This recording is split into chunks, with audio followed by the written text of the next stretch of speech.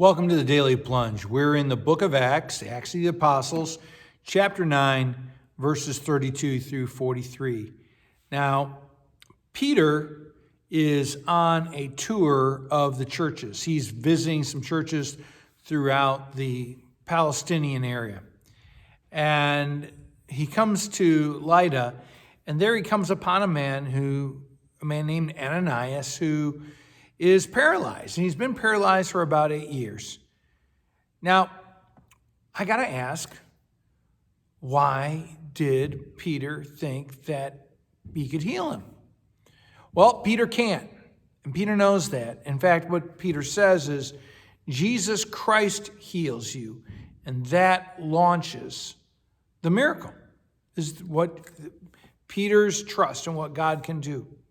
It says, immediately Ananias gets up, and all those who lived in Lydda and Sharon, they saw what happened, and that life change is so profound to see a man who was once paralyzed, to see him changed, inspires them that God can do the same thing for them.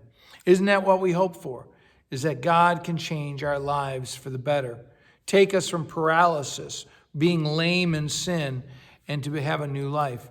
Well, nearby in Joppa, there is a disciple. Notice the tone. She is called a disciple. She's a leader in her church community. Her name is Dorcas, or Tabitha.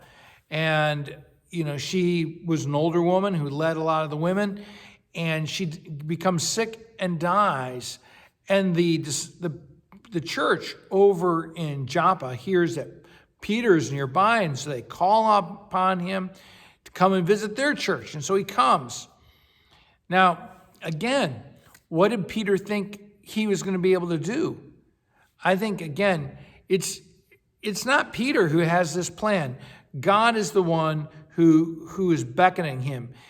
Two messengers come and call Peter to come to this church.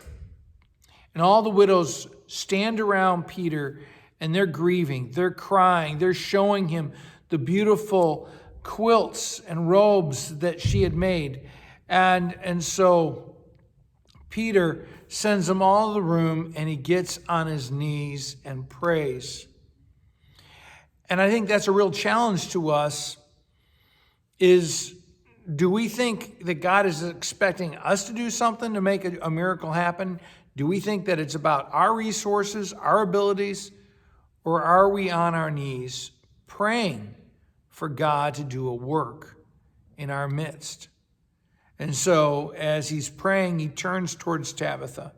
I imagine that this is a prayerful statement. Tabitha, get up.